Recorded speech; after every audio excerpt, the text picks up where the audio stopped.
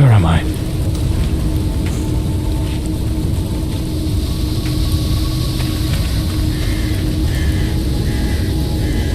I know it's following me. I can feel it.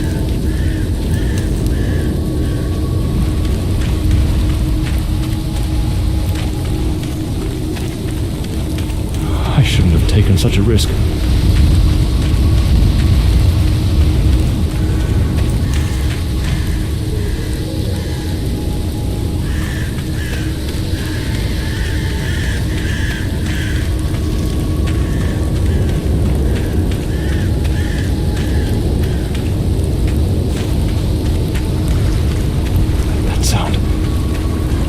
From the river.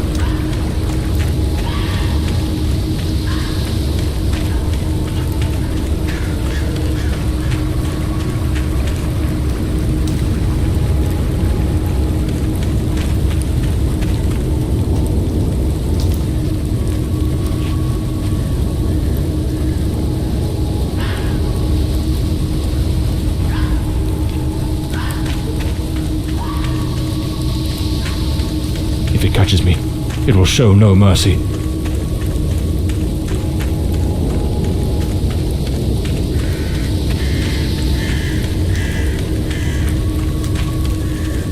I know it's hidden somewhere in this forest.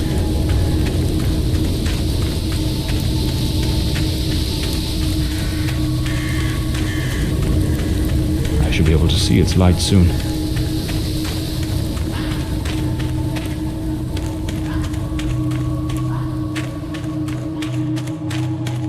At last, I can gather my strength and plan how to face that monstrous thing.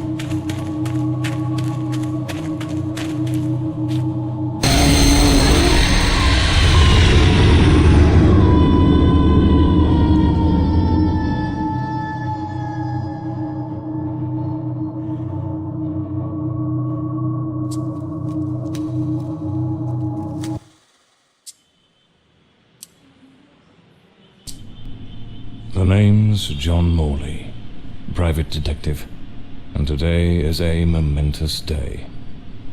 After enduring the most exquisite tortures at the hands of those blasted nurses, and being pumped full of enough medicine to fell an ox, today I'm finally free. Who would have thought that the case of the Red Shoes murder would end the way it did? A stormy night, soaked to the skin, wrestling that brainless killer on a rooftop. Then a slip and a 5-story plunge. It appears you're awake at last. We had considerable difficulty rousing you earlier this morning, so I deemed it best to let you rest a while longer. I bring you good news. The latest test results are favourable, and the doctor has authorised your discharge. You are now officially ready to go. I have placed your belongings on the table. Oh, and a lady stopped by this morning with some clothes from the dry cleaner. A woman brought my clothes from the dry cleaner. Was it Penny? I couldn't say. She arrived quite early, before my shift began. I've placed the garments in the wardrobe to keep them from getting wrinkled. So I'm better now? Yes, you are much improved. Both your physical and psychological assessments have been satisfactory, and there are no impediments to your returning to your normal life. My belongings? I thought everything was already in the room. There are a few valuables and some coins we kept for safekeeping. They are in the box on the table. I've been having nightmares. The doctor has prescribed some medication that should help address any residual effects.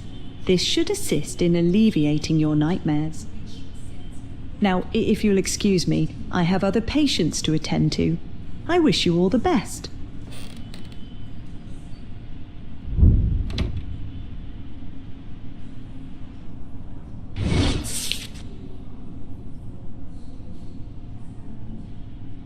Story of my life. That's me, the bloodhound Morley.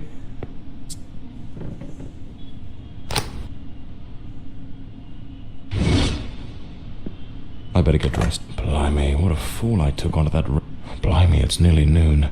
Trench coat and fedora hat. Every detective's must have. Looks brand new. Well structured. These do a fine job. I should get myself a pair of... So the mystery woman who took my clothes to the cleaners was Penny. I'm not ready to leave just yet.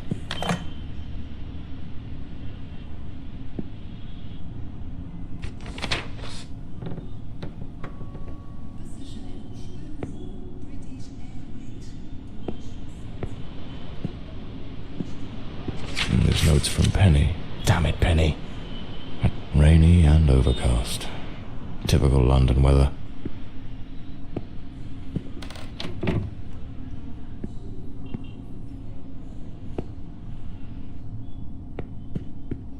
I'd better hurry up. Just like Penny says in her note, I might have a new client this afternoon. And with the way things are going, I can't afford to let that slip away. All right, let's get moving. Today's the first day of the rest of my life.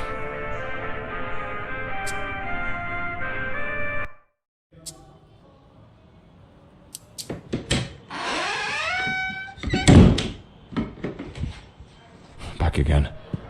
Feels like stepping into a forgotten paradise. Everything's got that same old charm, and yet feels oddly new. These hospital stints give me a bit of a... Here they are. Penny's keys. Just like it says in her note. Penny's desk. So this is Peter. That smug grin's got "punch me" written all over. This case is worth its weight in gold. The umbrella with a bullet hole. Souvenir from the marksman case. Nearly lost my hat on that one. The case of the Red Shoes murder. One of the most complicated I've faced. Finally. Case closed.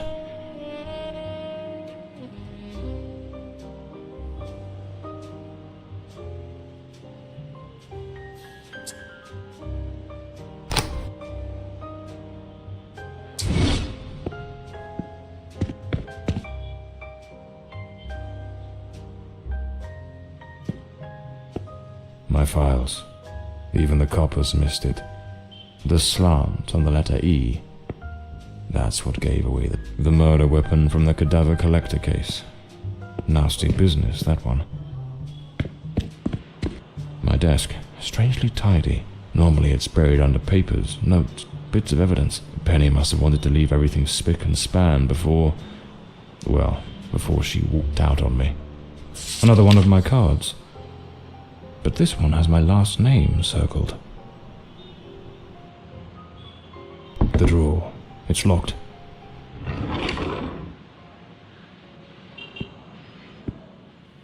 This one's a favorite. The jealous lover solved everything with a few blows from an ashtray. Brutal, but effective.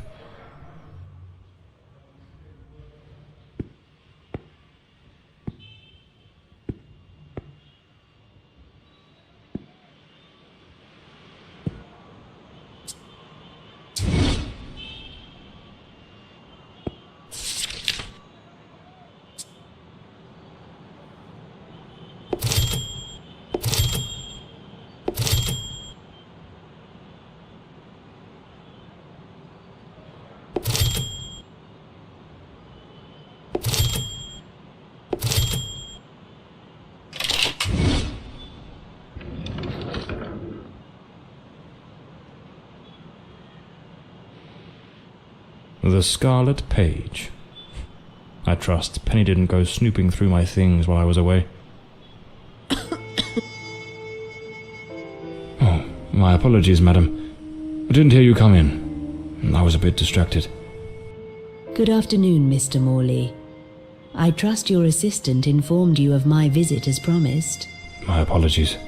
I was rather engrossed and didn't notice your arrival. To whom do I owe the honour of this meeting? Lady Margaret Fordside, the 4th Countess of Bloomsbury. Lady Margaret, could you tell me what brings you here today? How can I assist you?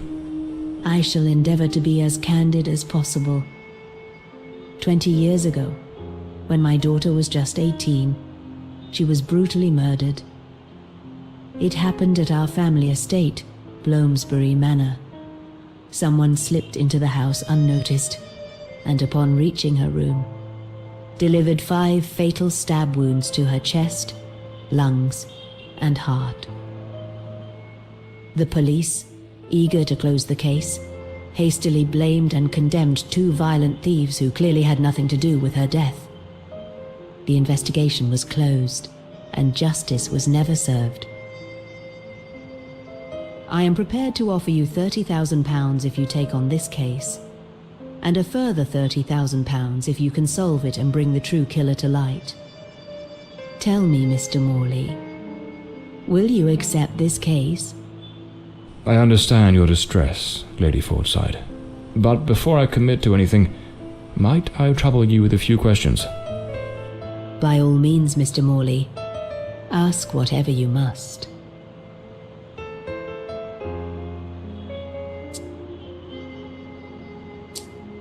A case that's been cold for 20 years. You certainly don't make it easy for me, Lady Margaret. What made you decide to seek out a detective now? For over 2 decades, I've fought tirelessly to have the case reopened, to prove that the real murderer escaped justice. But all in vain. Neither solicitors nor well-meaning police friends, nor even journalists hungry for a dark story have managed to uncover anything. Then one day, I read about your success in solving the case of the Red Shoes killer. Regrettably, I also learned of the unfortunate incident that left you hospitalized with grievous injuries. On the advice of your secretary, Miss Penny, I waited patiently for your recovery. And now, here I am.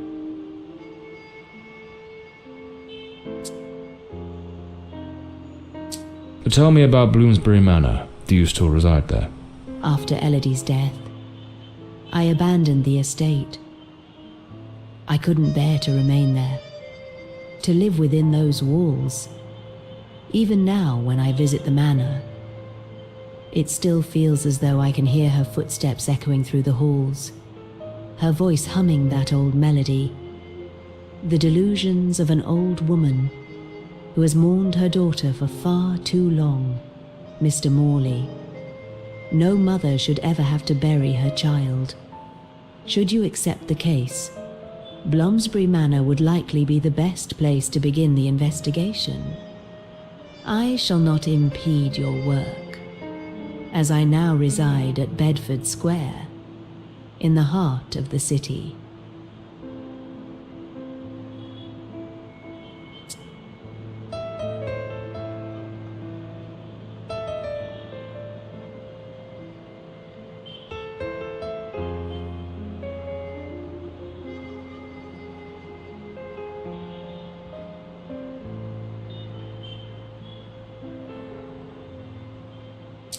Tell me about the men the police arrested. Why are you so certain they weren't guilty?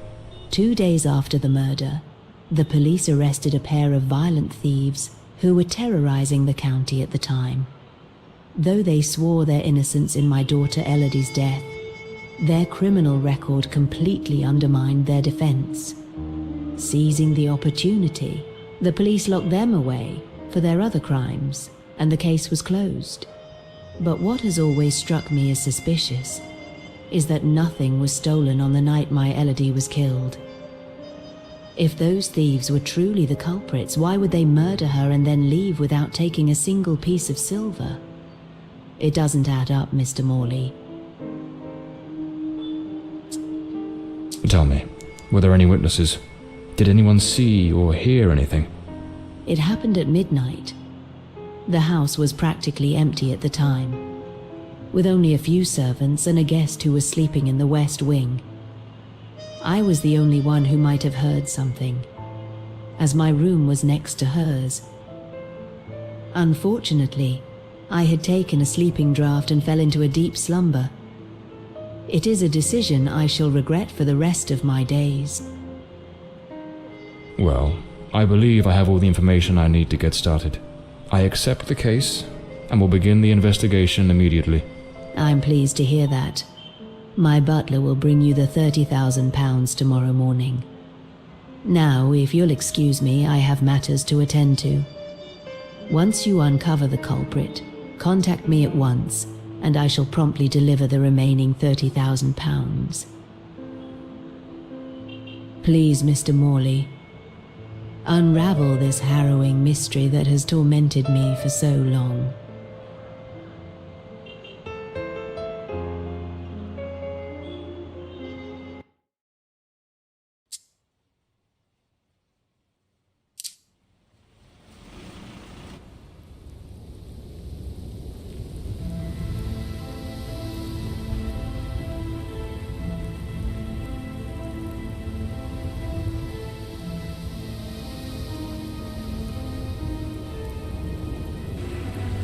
As I made my way through the dense forest path, a haunting silence enveloped the air. It was as though the very night of the crime still lingered here, shrouded in an eerie calm. The manor stood before me, its facade as inscrutable as the shadows that danced in the moonlight. Every step I took felt like a step deeper into the heart of a mystery that refused to be forgotten.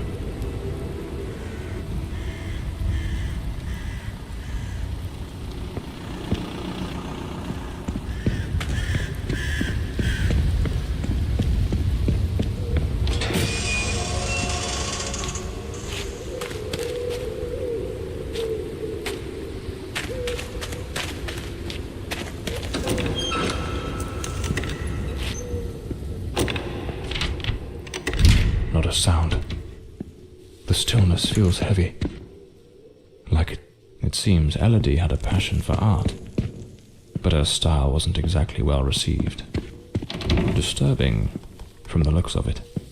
The doors chained up with a padlock. A blue moon. It looks like the Countess left this for me. It could be useful for getting around the place.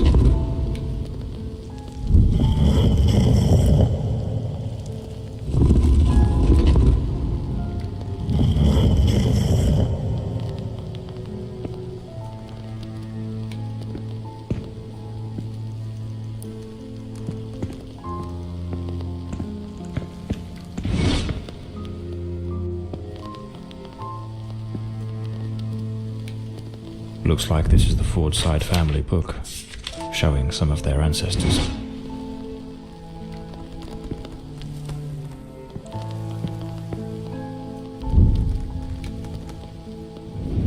So, the housekeeper left a note for the Countess, asking her to meet here on the day of the murder. A globe resting in a beautiful wooden stand.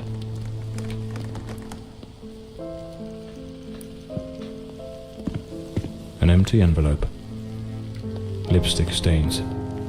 Same shade the Countess wore when she visited my office. Looks like someone arranged tea. The housekeeper's cup is still here. Tea spilled across the table. She never got to drink it.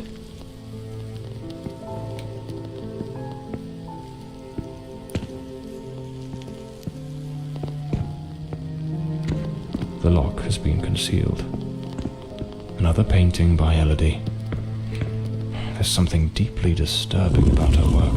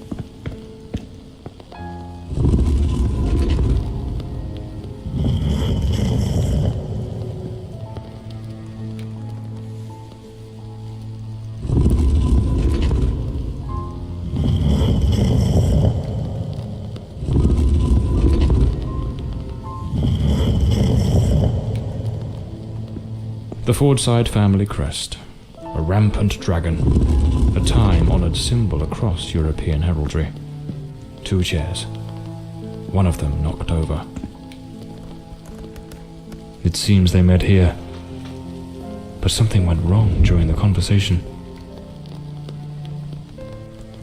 I am very angry. After all these years of service, this is how you repay me? Walking away like this? I'm sorry, madam, but the situation has become unbearable. My bags are already... The Countess threw the housekeeper out in a fit of rage. In her haste, the housekeeper forgot one of her bags. What was it that unsettled the housekeeper enough to abandon her post so suddenly?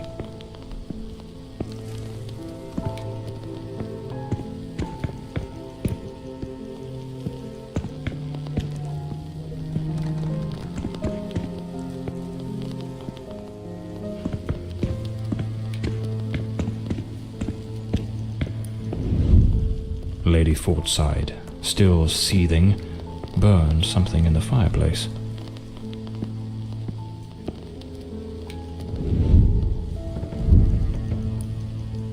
The housekeeper resigned. Seems something, or someone, troubled her greatly. Enough to break the long-standing family tradition tying her to this place.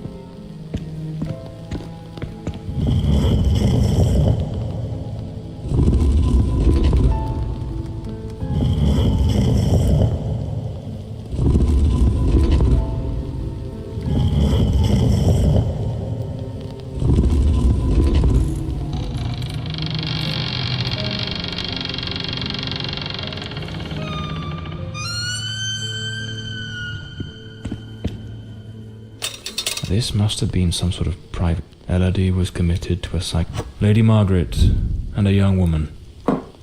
I suppose it's Elodie. This looks like the key to the main hall. Could be my way into the heart of the house. An old pocket watch. A British passport. Lord Fordside was undoubtedly a man of the world.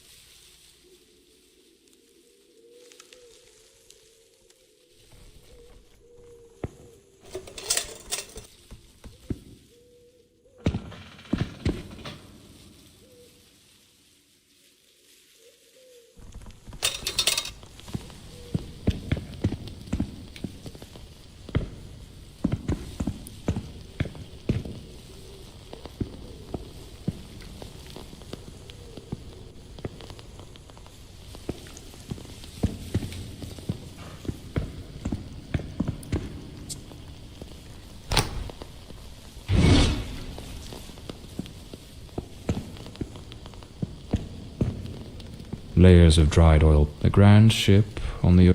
Looks like the last... A man with his back turned. Looks like some sort of...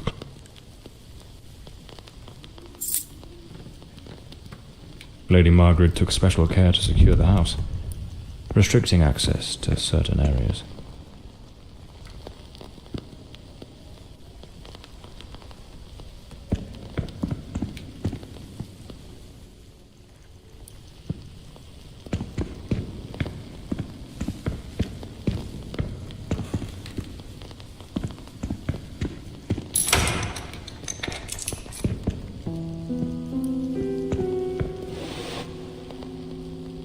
Some of these paintings are really dark and sinister.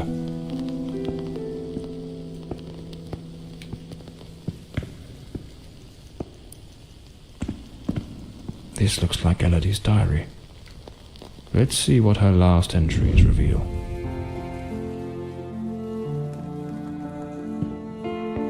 I'm absolutely over the moon. Walter has written to say he is... A young woman screaming in the middle of the darkness.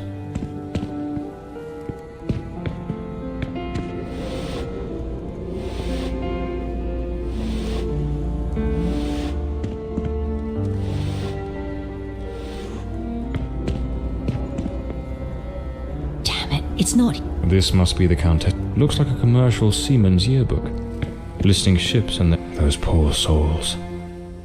Tragedy seems to have cast a long shadow over this. Locked, as expected. There's a metal engraving of a tree.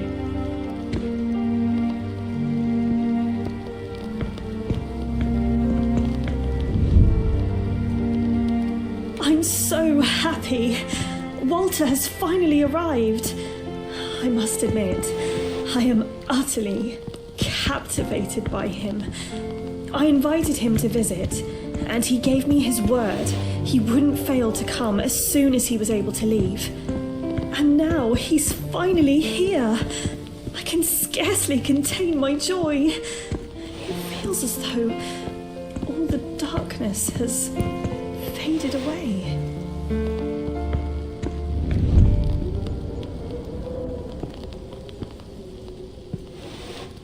They looked so in love, so happy. I wonder what became of Walter after Elodie died.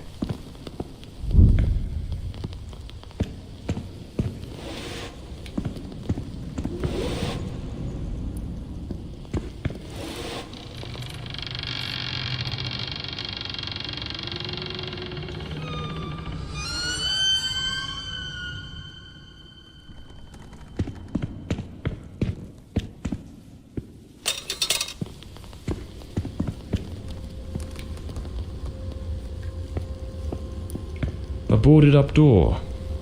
The access to the servants' quarters appears to be blocked for some reason.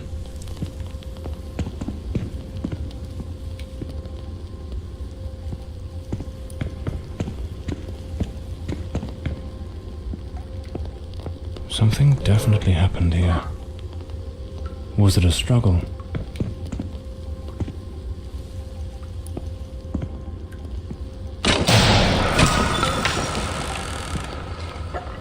Looks like the crowbar is broken. No doubt, this is the cook's room.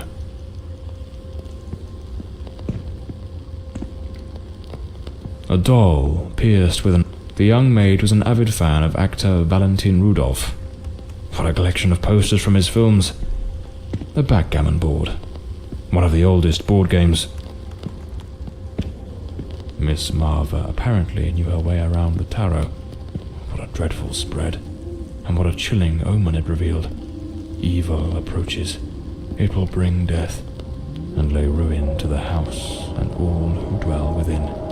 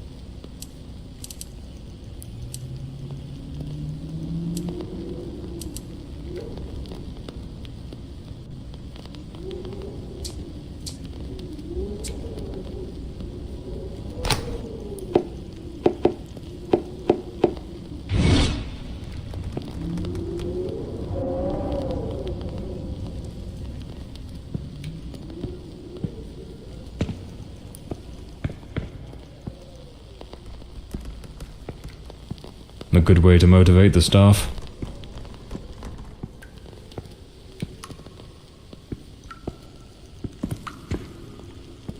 Lady Margaret, after the death of her daughter, a pair of blood-stained scissors stuck in the sink basin. Deeply unsettling.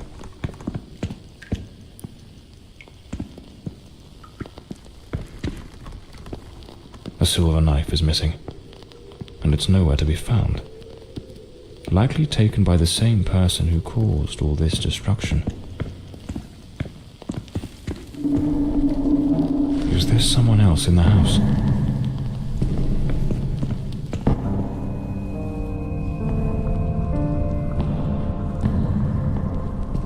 Who the devil is that man? He had a knife. I'm completely in the dark here. I don't think he saw me.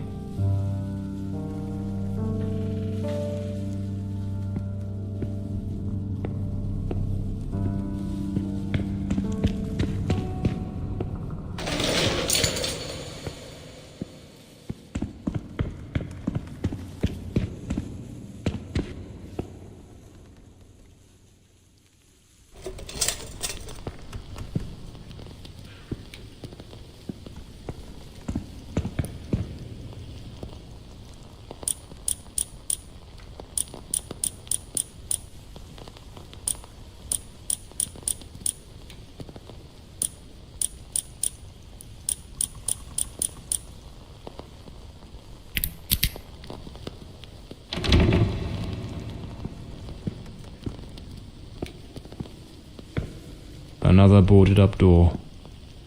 The question is, was it sealed before the murder? And why?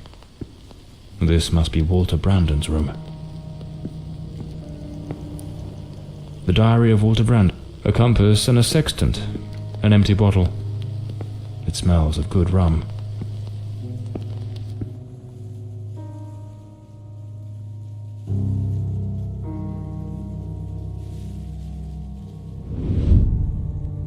I am terrified that man has found me. I fear something dreadful is about to happen. A model ship. Mr. Brandon must have felt a deep yearning for the sea.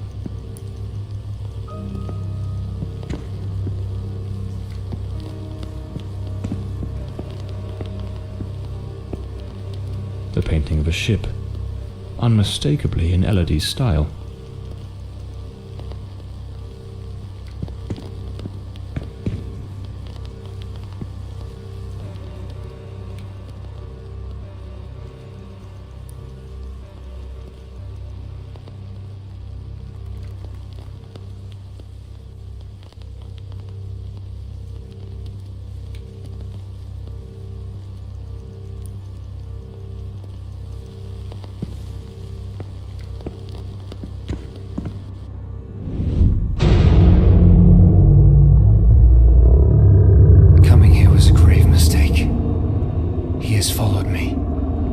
watching and lurking in dark corners, waiting to surprise me. I dare not tell Elodie. She would think the one thing I dread most for her to believe. I see him again from the window, watching me. His long hair and beard obscure his face, and he still holds that knife. He means to kill me.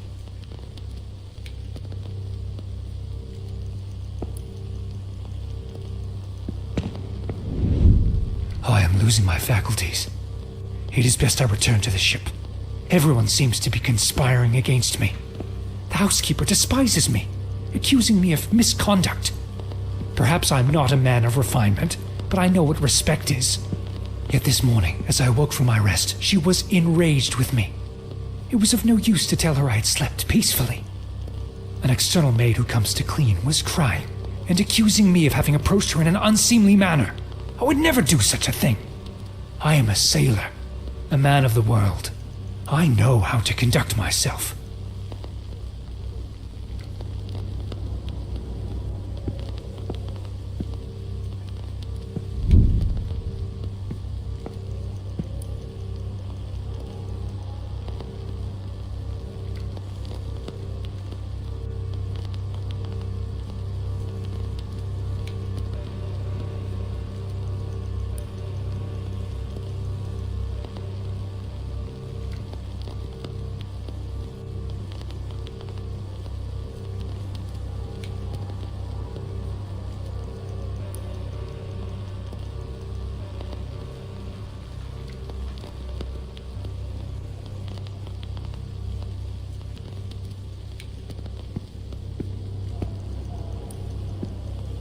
The last entry in the diary, dated the very night of the murder.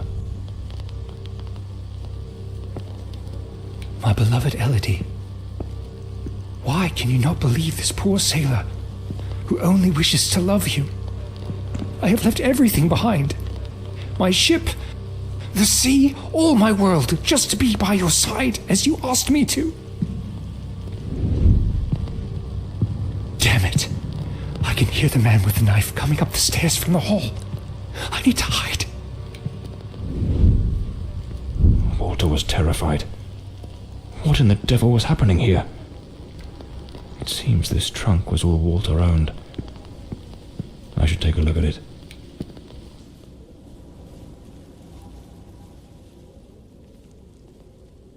Looks like the key to the back garden. I better head back to the staircase gallery. Pretty sure I saw a door to the outside there.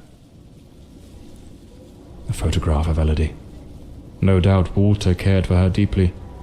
Seems I'm not the only one with a fondness for hats.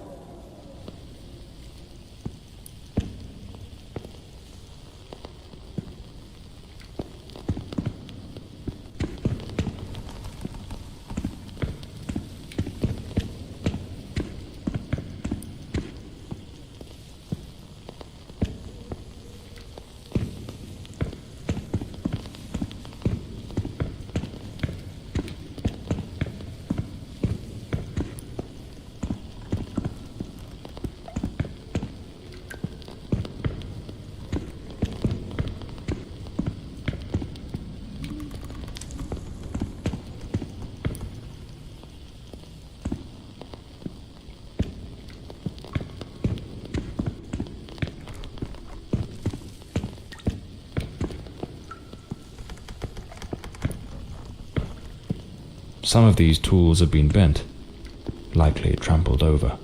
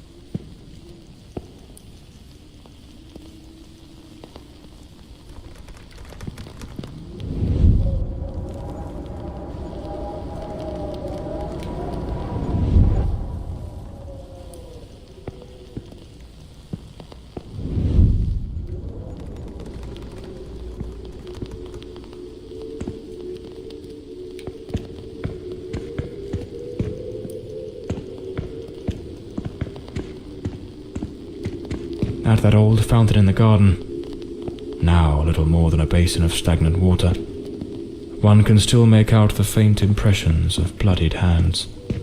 The gate still bears the macabre traces of that old tragedy, like a silent witness, pointing to the path taken by that murderous beast as he fled.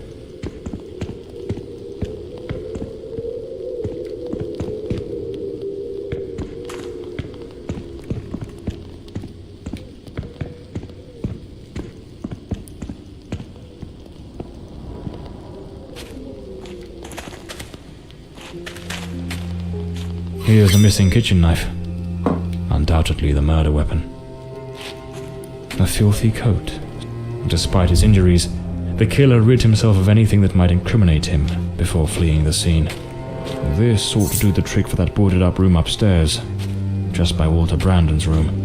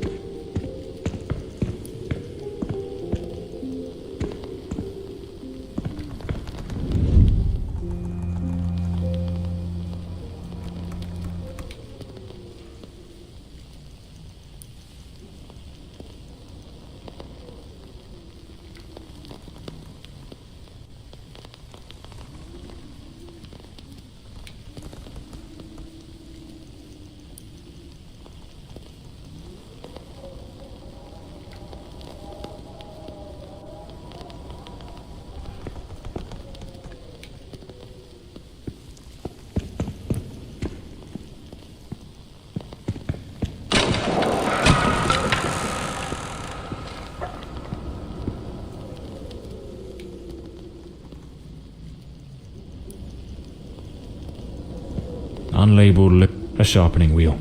Lord Fordside was a gifted artist, no doubt, but his work betrayed a dark and tormented soul.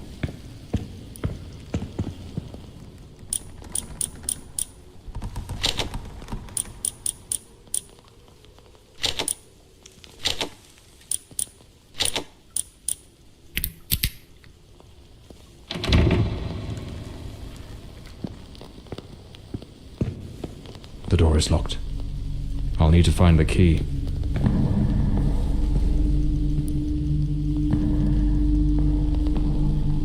Him again.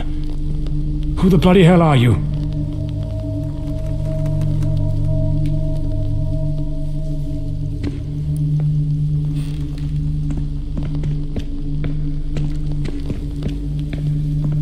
Where's that man gone?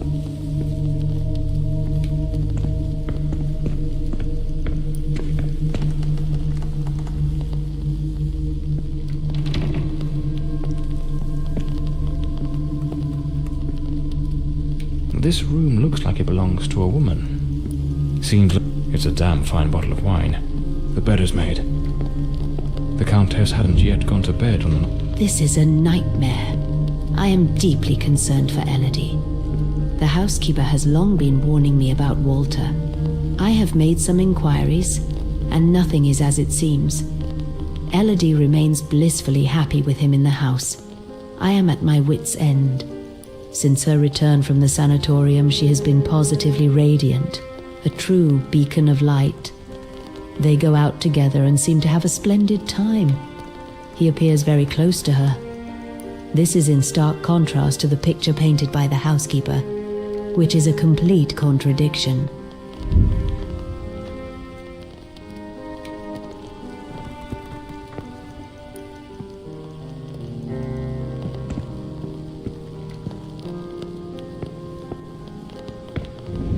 Last night I heard him scream. He seemed to be in the throes of a panic attack. I approached on tiptoe to the guest quarters, and then suddenly I was struck with terror. An insane, maniacal laughter echoed through the night. It did not sound like him. The following morning, Walter and Elodie went out to sail on the pond. Everything appeared normal, and he was the most charming he has ever been.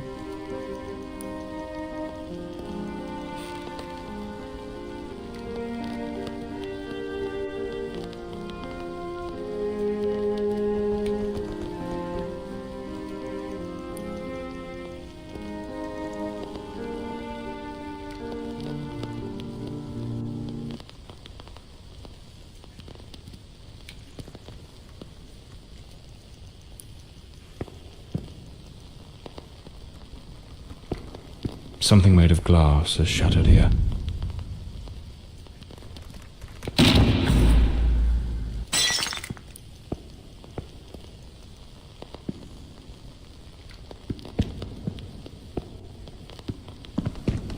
I should finish gathering all the clues from the Countess's room before exploring other parts of the house.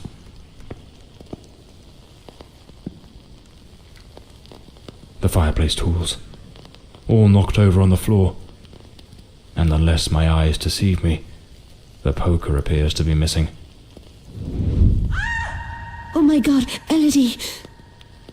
Lady Margaret, quite agitated, grabbed the fireplace poker and rushed toward Elodie's room. A key. Likely the one to Elodie. Lady Margaret lied to me. She hadn't taken any sleeping draught that night. She could have heard the attack and rushed to see what was happening. Why did she hide this from me?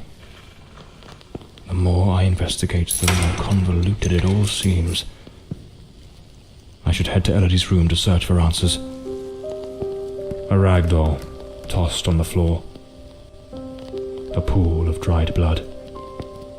There's no doubt now. The photograph of Elodie Fordside and Walter Brandon. If my memory serves me, there was a struggle here. Clear as day. Not a clean break-in. The killer wasn't subtle. Judging by the sheer brutality of the crime, we can almost certainly conclude the killer was a man of considerable build. The blood-stained coat, found alongside the greenhouse knife, suggests that the mysterious figure seen loitering nearby may, in fact, be the very same individual who committed the murder. They say the killer always returns to the scene of the crime. But 20 years have passed.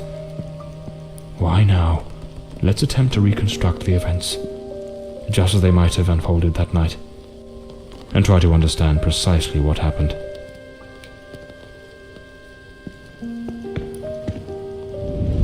A teacup on the bedside table. Elodie must have lain down that night, perhaps already drifting to sleep.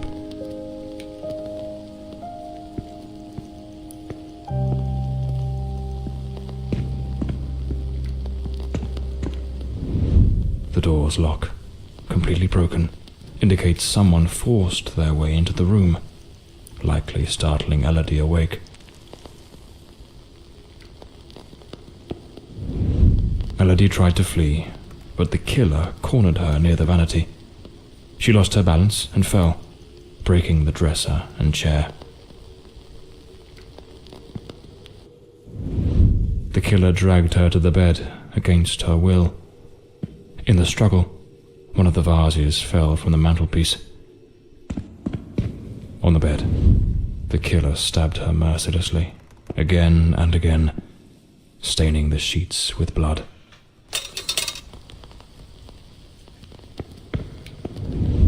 That's when Lady Margaret arrived, striking the killer with the fireplace poker, knocking him away from Elodie.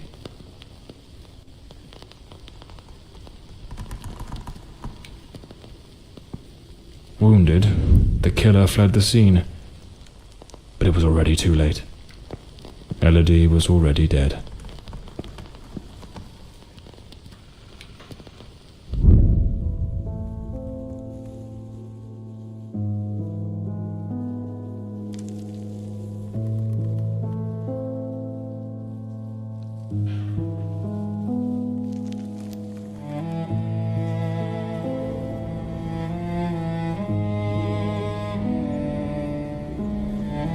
The old Bloomsbury mansion. It choked my thoughts. It had that kind of sadness that seeps into your bones like old damp, and that sudden abandonment, so clear before my eyes, looked like a sinister time capsule.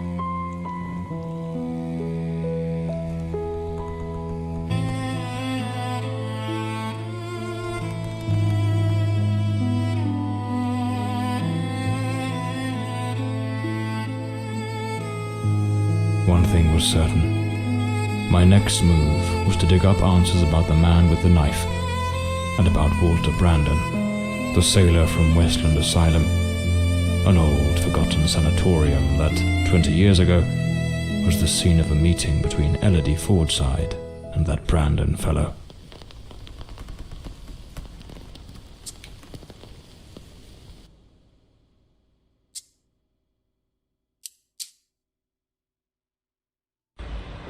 It was an ungodly hour when my battered car crept along the winding, shadowed road leading to Westland Asylum.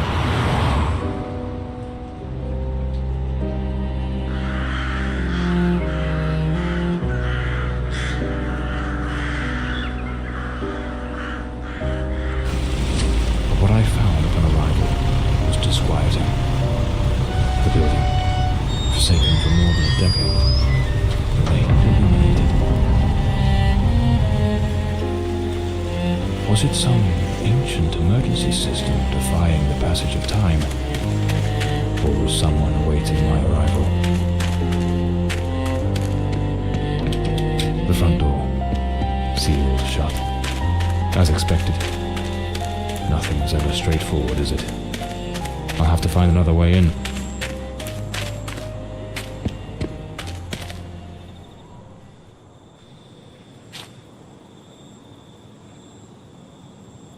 So, there's an alternative entrance, hidden somewhere in the wall of the asylum.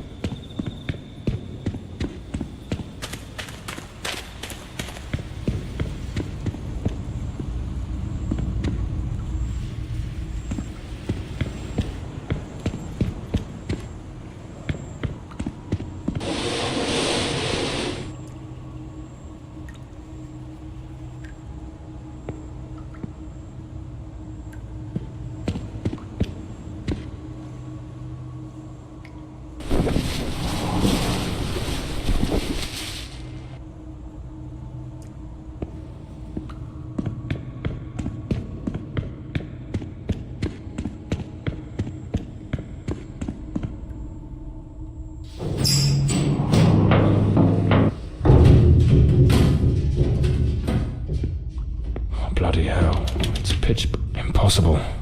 Locked as well.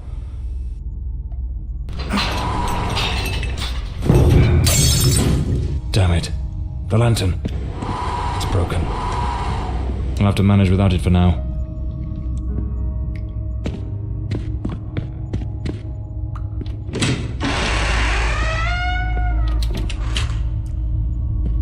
Some of the rooms are completely trashed.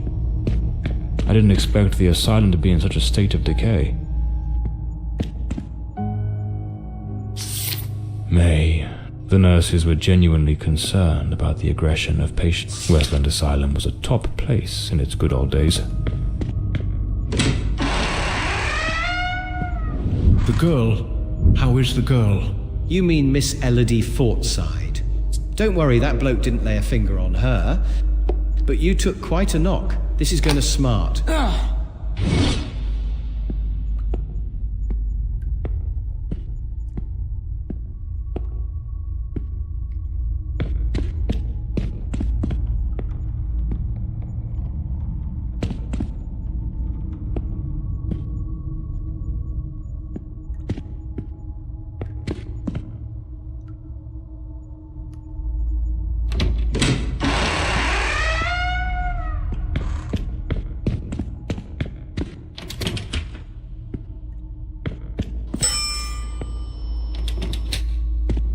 It's locked. Without the key, I won't be able to access the upper floors.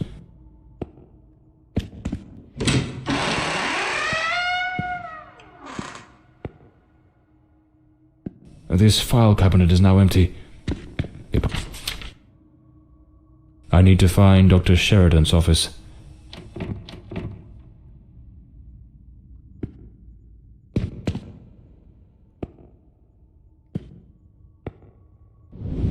We must formalize the admission of Miss Elodie Fortside.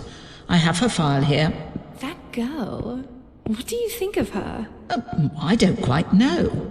She seems a good girl.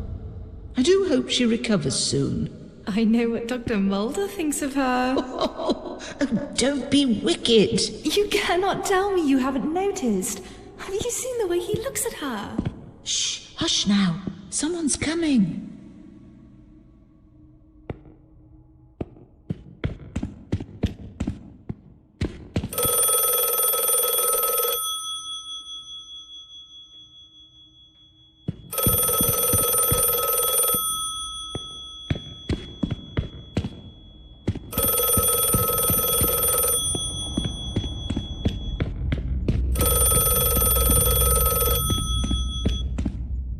Hello? Hello? Can you hear me? Mr. Morley, is that you? Lady Margaret? Mr. Morley, I'm so relieved to hear your voice. I've been trying to reach your office, but I couldn't get through to anyone. It's awfully late at night, Lady Margaret.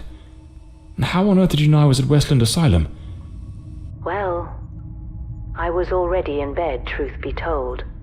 But there was something on my mind. A vital detail I'd forgotten to mention. I called your office, searched for you at the mansion, and when I couldn't find you there, I assumed you might be investigating at the asylum. I see. Very resourceful of you.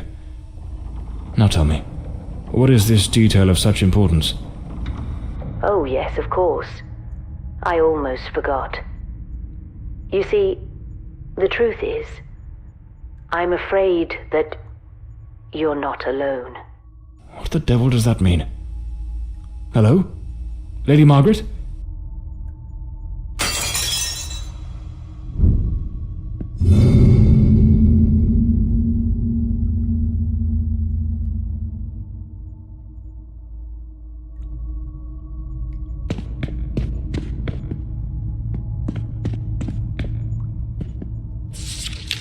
The asylum was shut down 10 years ago. Judging by the state it's in, they probably had no choice but to close it due to the building's condition.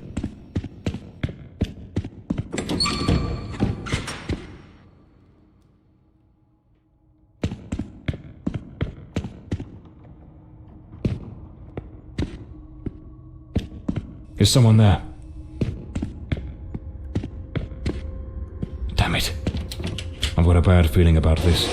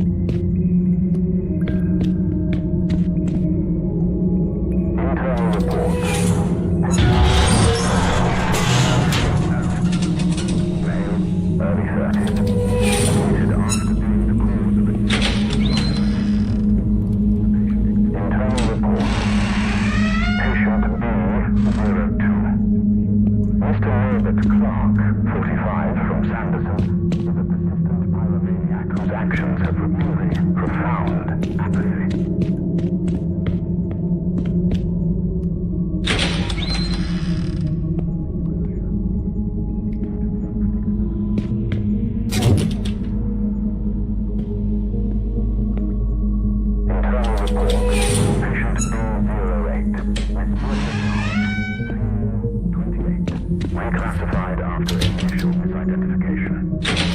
Myron presents with severe self-destructive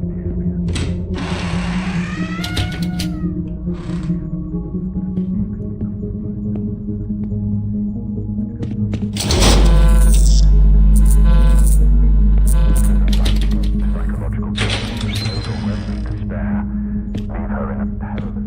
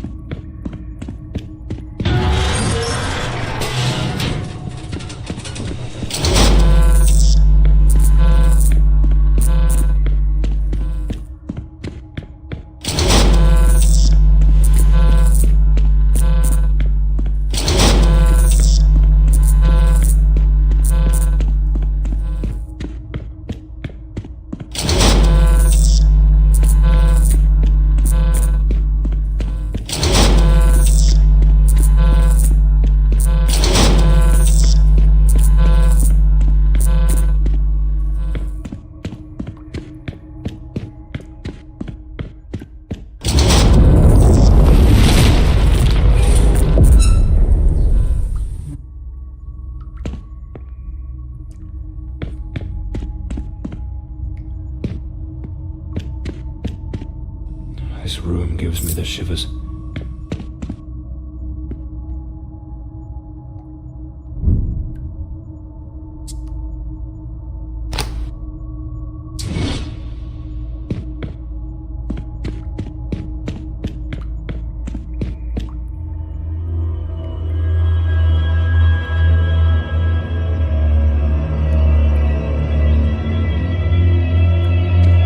I need to hide. Quickly.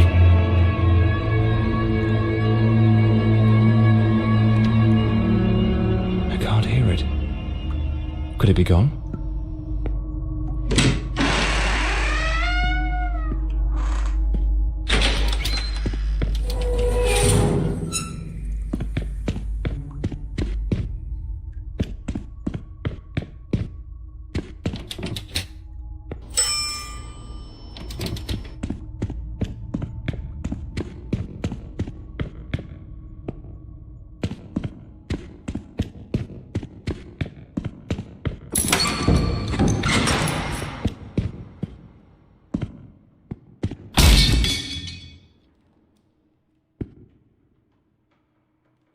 A cigarette case, clean water, an apple, a bit of bread, a maintenance uniform, oddly well prepared.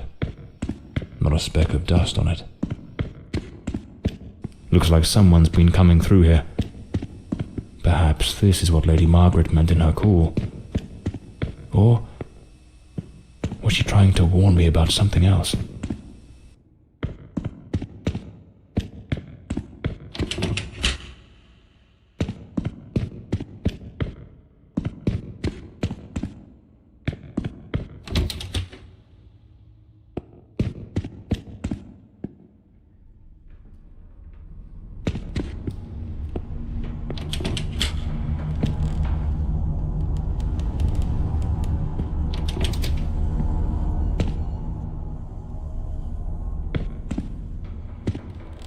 I'd rather not go through there. Looks ready to cave in at any moment.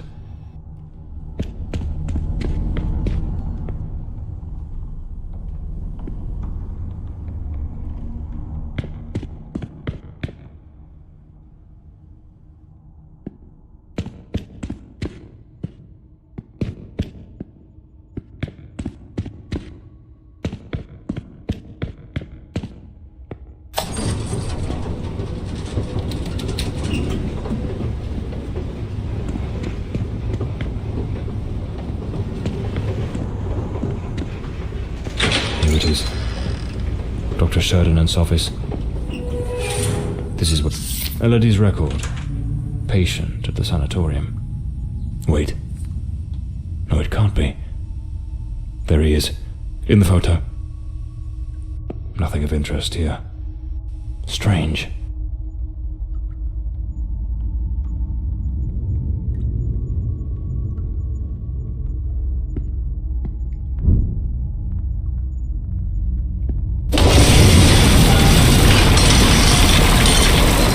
What was that noise? Sounds like something just came crashing down.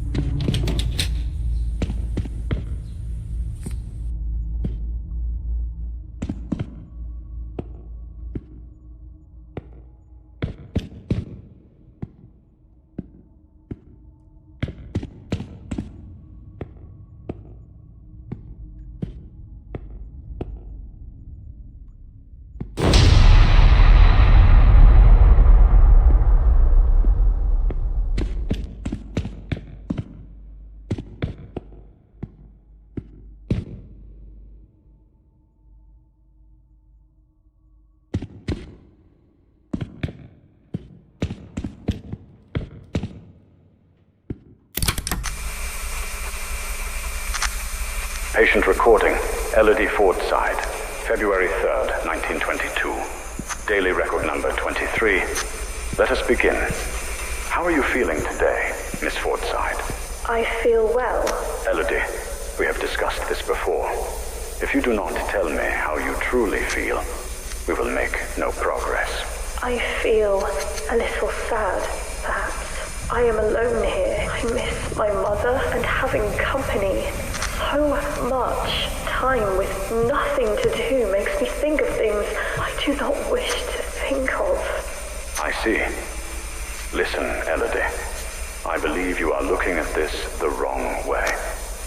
If, instead of dwelling on what you call dark thoughts, you were to focus on possibilities, your outlook would change entirely.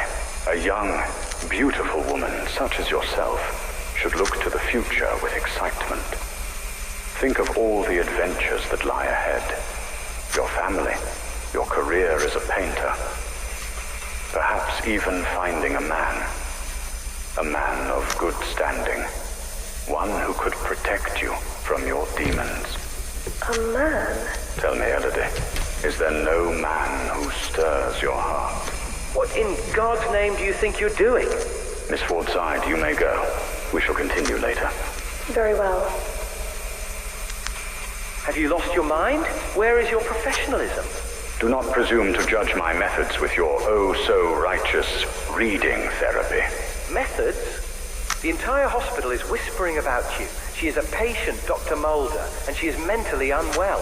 Listen, Ferdinand. Stay out of my affairs, and I shall stay out of yours. Or have you forgotten which one of us is the director of this institution? Do as you please, but if I ever witness such a scene again, I will not remain silent.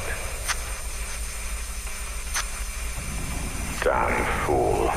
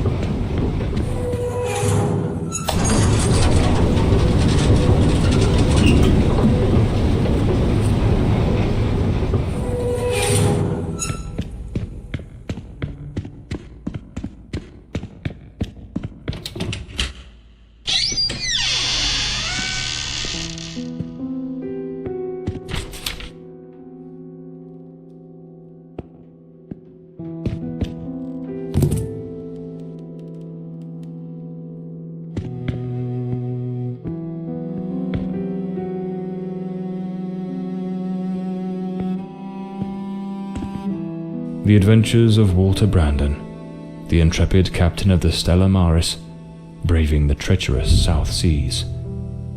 What in the devil does this mean?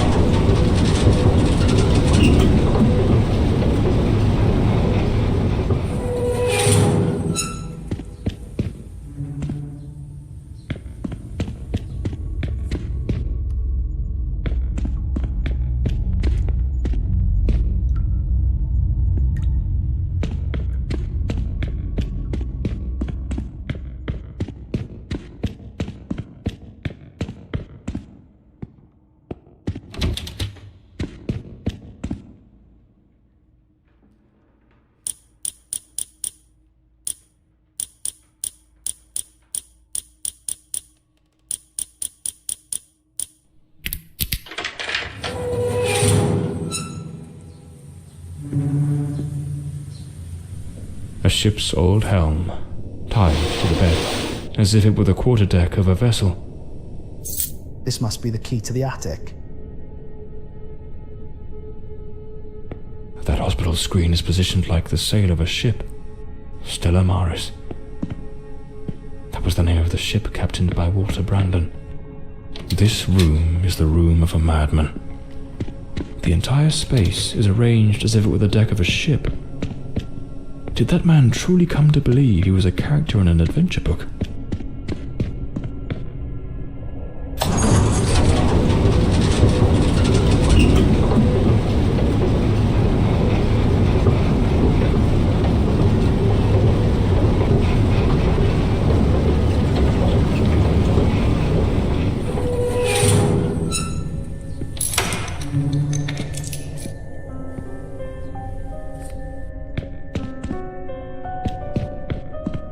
Looks like Elodie found herself powerful drugs for depression.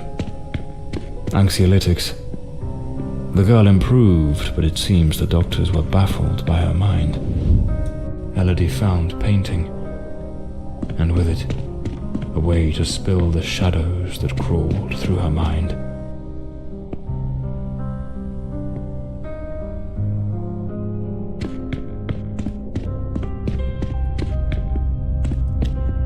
A pair of scissors and a comb. Hair on the chair, strands on the floor. This is where the transformation took place. Their secret hideaway. An alarm clock.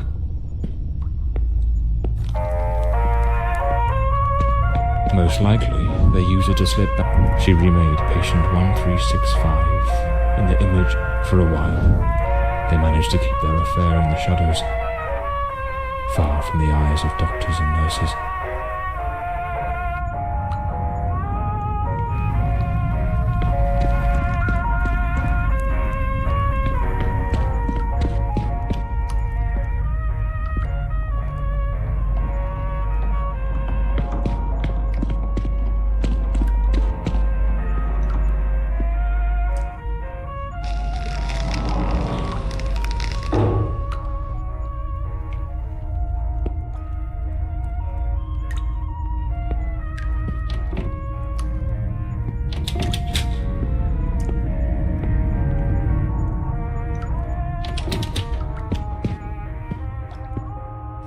been decorated to resemble some sort of island in the South Seas.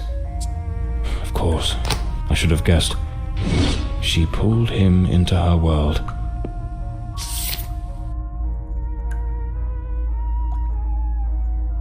This letter. At the very least, it's highly inappropriate. A draft letter. She goaded him into leaving the sanatorium. That man was desperately ill. But Elodie's selfishness outweighed what little sense she had. She pushed him too far. If I pieced this together correctly, that Walter was never really Walter at all. There was another personality. She called it the Shadow, a dominant, dangerous force that surfaced again and again in his life. The threads are beginning to unravel, but I need to see this through. What truly happened to Walter Brandon?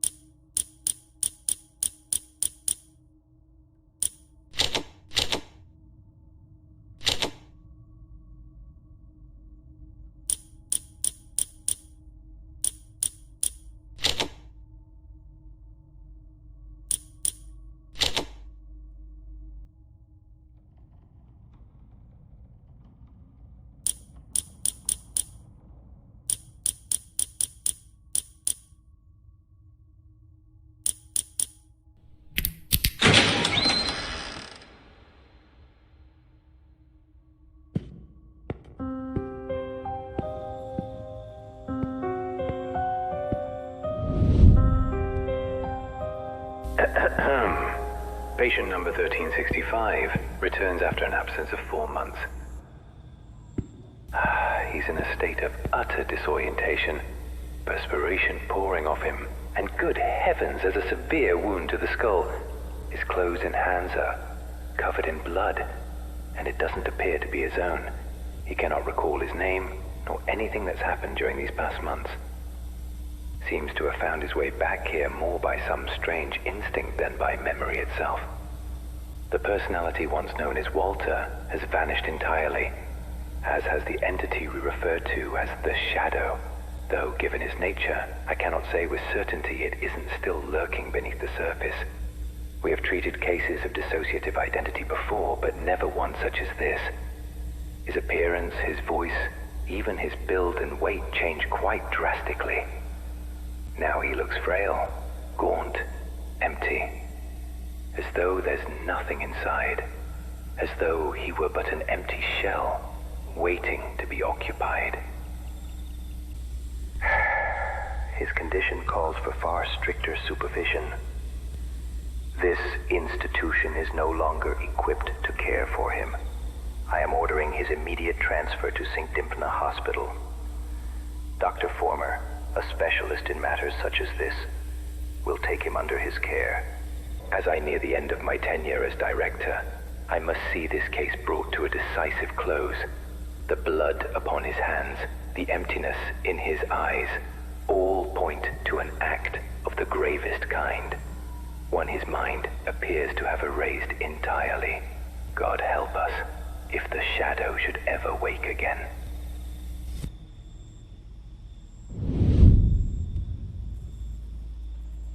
So it seems Walter came back to the sanatorium of his own accord, though he was utterly incapable of recalling what he'd done.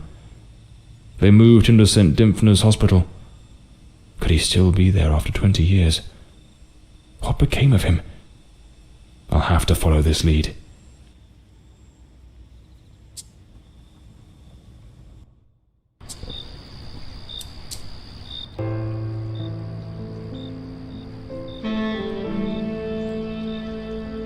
That man returned to the new sanatorium, remembering practically nothing. Maybe it was the wound Lady Margaret left him. Or maybe his mind shattered and never came back after what happened that night. As for me, I was hired to find the one who killed Elodie Fordside, and my intuition told me they were still there, in the depths of St. Dymphna. I sensed that the end of the road was waiting for me in that place.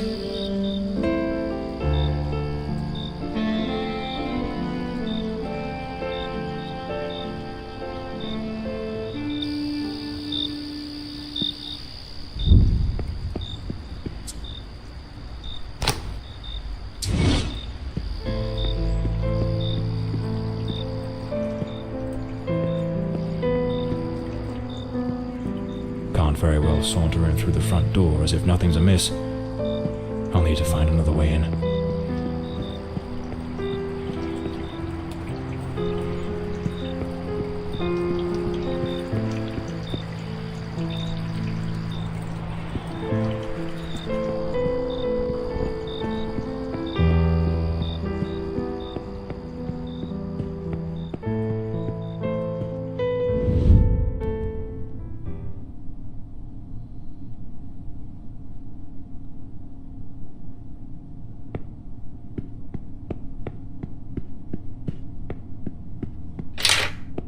It's locked.